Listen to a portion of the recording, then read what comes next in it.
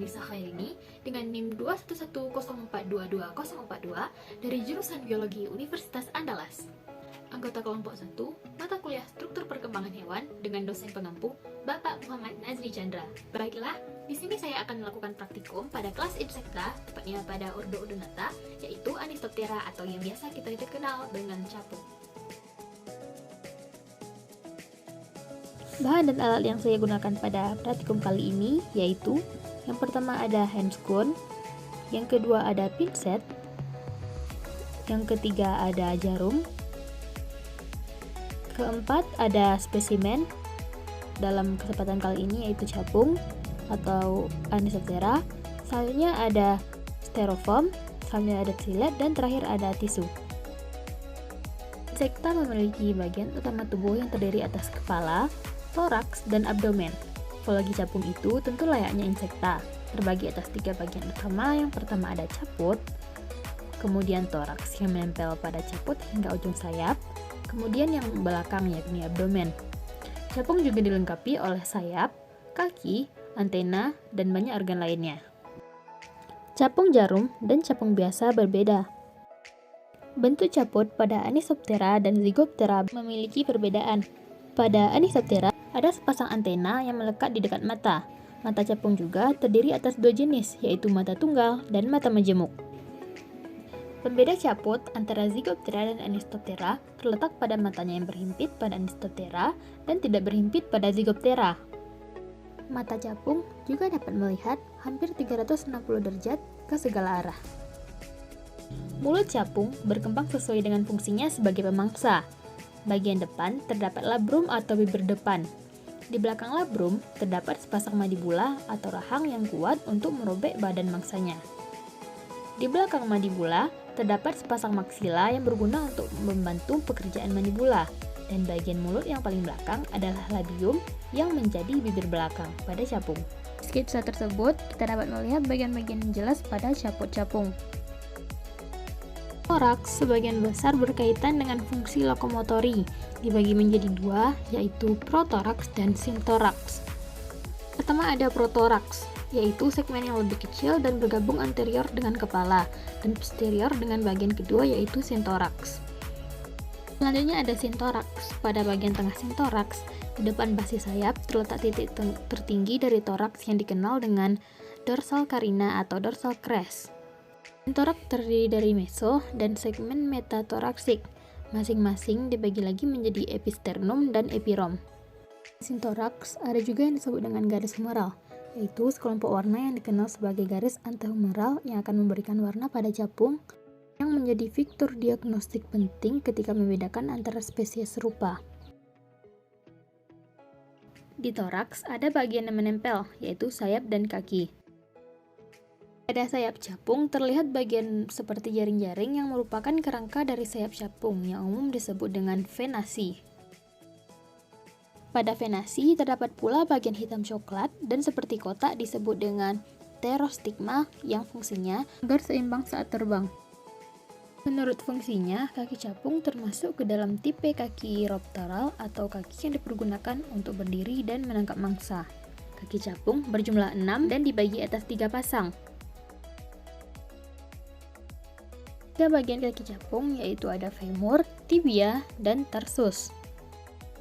Kaki yang melekat pada toraks yaitu coxa, di kebawahnya ada trochanter, selanjutnya ada femur, tibia, tarsus, dan yang paling bawah yang bagian runcing yaitu tarsal claw. Selanjutnya ada perut atau abdomen. Perut atau abdomen pada capung terdiri dari 10 ruas.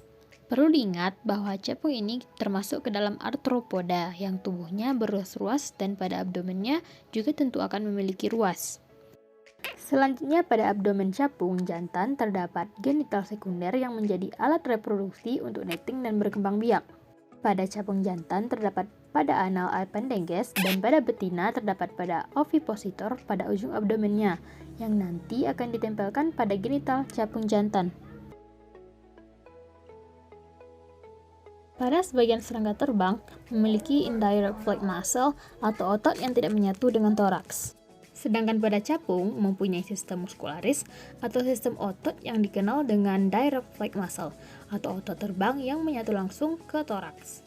Pangkal masing-masing dari 4 sayap dan mampu menarik setiap sayap secara individual.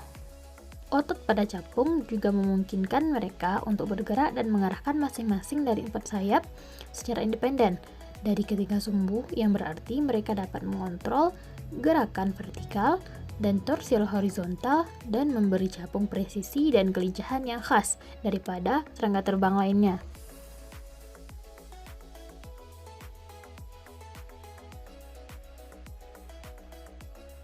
Digestive system atau sistem pencernaan pada capung sama halnya seperti pencernaan pada serangga lainnya, yaitu sistem tertutup dengan satu tabung melingkar tertutup panjang yang disebut dengan kanal alimentari yang berjalan memanjang melalui tubuh.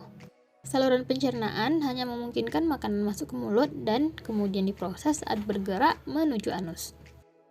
Saluran pencernaan memiliki bagian khusus untuk penggilingan dan penyimpanan makanan, produksi enzim, dan penyerapan nutrisi. Terus mengontrol gerakan makanan dan cairan antar 3 wilayah. 3 wilayah itu meliputi foregut atau stomatodeum, midgut atau mesenteron, dan yang terakhir ada hindgut atau protodeum. Serangga juga memiliki kelenjar ludah dan reservoir ludah. Letaknya berada di dada, dan salurannya mengarah ke lubang yang disebut dengan salivarium. Air liur akan bercampur dengan makanan dan memulai proses pemecahannya.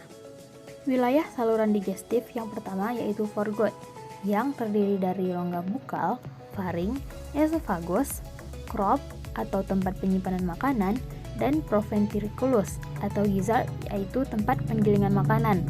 Sekresi saliva dari kelenjar labial mencairkan makanan yang tertelan. Selanjutnya ada midgut. Enzim pencernaan di wilayah ini diproduksi dan disekresikan ke dalam lumen, dan di sini nutrisi diserap ke dalam tubuh. Setelah zat besar dipecah menjadi yang lebih kecil, pencernaan dan penyerapan nutrisi terjadi di permukaan epitel. Proyeksi mikroskopis dari dinding midgut yang disebut dengan mikrofili meningkatkan luas permukaan dan memungkinkan penyerapan nutrisi maksimum. Bagian terakhir dari digestive system pada serangga yaitu hindgut. Bagian ini dibagi menjadi 3 bagian. Yang pertama ada anterior, yaitu ileum, bagian tengah, usus besar, dan bagian posterior atau bagian belakang adalah rektum yang lebih luas. Di sini penyerapan air, garam, dan zat bermanfaat lainnya terjadi sebelum ekskresi. Organ lain yang berperan penting dalam proses pencernaan yaitu saluran buta atau tubulus Malpighi. Selanjutnya ada sistem sirkulasi atau circulatory system pada serangga, atau yang biasa juga kita kenal dengan sistem peredaran darah. Circulatory system pada serangga adalah sistem sirkulatori terbuka. Sebagian besar cairan tubuh atau hemolimfa menempati rongga tubuh dan pelengkapnya. Organ tertutup yang disebut dengan pembuluh dorsal memanjang dari ujung belakang melalui toraks ke kepala. Itu adalah tabung kontinu dengan 2 daerah jantung atau organ pemompa yang terbatas pada perut dan aorta, atau pembuluh konduksi yang memanjang ke depan melalui toraks ke kepala. Hemolimfa mengandung molekul, ion, dan sel yang mengatur pertukaran kimia antar jaringan. Ini diangkut ke seluruh tubuh dengan gabungan jantung di bagian posterior dan aorta di bagian anterior. Selanjutnya ada sistem respiratori atau sistem pernafasan pada capung atau serangga. Alat pernafasan pada serangga berupa trakea. Percabangan trakea disebut dengan trakeola. Trakea mengedarkan oksigen langsung ke semua sel tubuh dan organ, serta menyerap karbon dioksida dari semua sel tubuh untuk dibuang. Udara memasuki trakea melalui spirakel. Sel-sel tubuh mengambil oksigen langsung dari pembuluh darah udara kecil. Karbon dioksida dari sel akan mengalir ke trakeola lalu dibuang melalui lubang spirakel. Sistem yang terakhir yaitu sistem saraf. Sistem saraf serangga dapat dibagi ke dalam saraf pusat dan saraf tepi. Saraf pusat terdiri dari sepasang rantai saraf yang terdapat di sepanjang tubuh bagian ventral. Sistem saraf serangga berupa sistem saraf tangga tali berjumlah sepasang yang berada di sepanjang sisi ventral tubuhnya. Sistem saraf yang terdiri dari serangkaian ganglia dihubungkan dengan tali saraf ventral yang terdiri dari dua paralel konektif sepanjang perut. Biasanya setiap segmen tubuh memiliki satu ganglia pada setiap sisi, meskipun beberapa ganglia yang melebur untuk membentuk otak dan ganglia besar lainnya. Segmen kepala berisi otak, yang juga dikenal sebagai ganglion supraesophageal. Dalam sistem saraf serangga, otak anatomis dibagi ke dalam protocerebrum yang mencakup mata, menjemuk, dan oceli, deutocerebrum yang mencakup antena, dan retrocerebrum yang mencakup labrum dan usus depan. Di belakang otak ada subesophageal ganglion yang terdiri dari 3 pasang ganglia yang menyatu dan berfungsi untuk mengendalikan mulut, kelenjar ludah, dan otot-otot tertentu. Pada berbagai tempat di segmen tubuh, ada pembesaran saraf tangga tali yang disebut dengan ganglia. Ganglia berfungsi sebagai pusat refleks dan pengendalian berbagai kegiatan. Ganglia bagian anterior yang lebih besar berfungsi sebagai otak. 3 macam ganglion yaitu: yang pertama ada ganglion kepala yang berfungsi untuk menerima urat saraf yang berasal dari mata dan antena.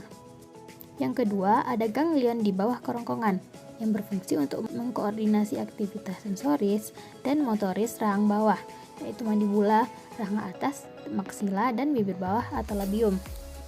Yang ketiga ada ganglion ruas-ruas badan yang berupa serabut-serabut saraf yang menuju ruas-ruas dada, perut, dan alat-alat tubuh yang berdekatan. Nah, itulah tadi hasil pengamatan saya tentang hewan invertebrata pada kelas Insecta, tepatnya pada ordo Odonata atau yang kita kenal dengan capung.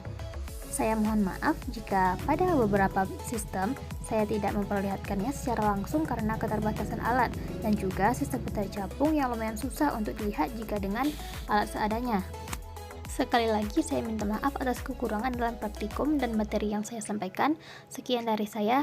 Wassalamualaikum warahmatullahi wabarakatuh.